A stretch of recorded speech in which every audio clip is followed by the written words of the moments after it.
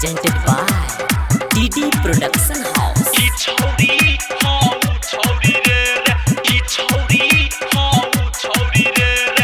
Singing by Dharmveer Dhurandhar.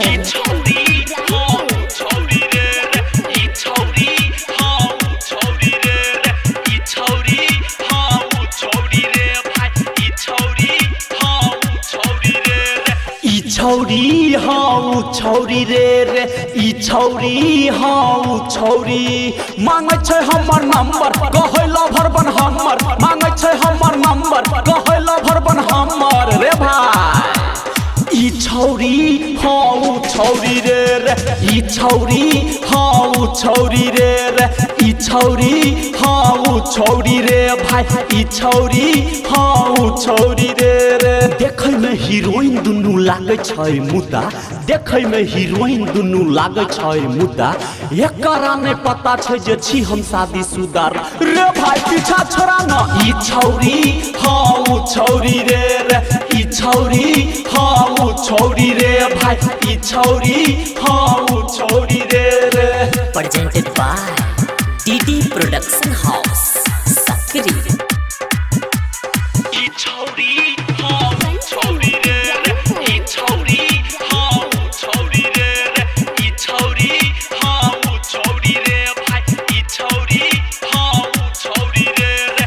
मारी ककन खिछौरी हमारा पटाबे देह स देह देखी दुनू सटाबे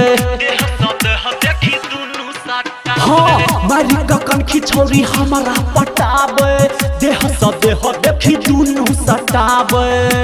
करे छै परपोज रे भाई रोजा रोज करे छै परपोज रे भाई रोजा रोज ई छौरी हाँ छौरी रे ई छौरी हाँ छौरी रे भाई ई छौरी हाँ छौरी रे ई छौरी हाँ छौरी रे भाई जहिया से देखलकै हमरा पीछा या पड़ल जहिया से देखलकै हमरा पीछा या पड़ल आ प्यार के पराठा खाइले सामने या और रे भाई बचा न ई छौरी हाँ छौरी रे ई छौरी हाँ छौरी रे भाई ई छौरी हाँ छौरी रे Presented by DD Production House. Sakri.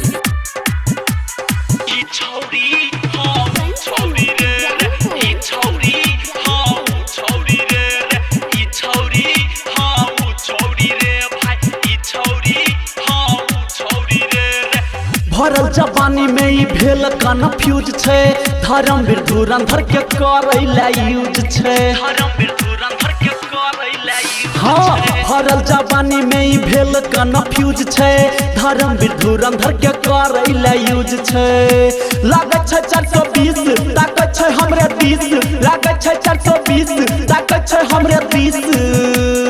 ई छौरी हाँ छौरी रे भाई ई छौरी हाँ छौरी रे ई छौरी हाँ छौरी रे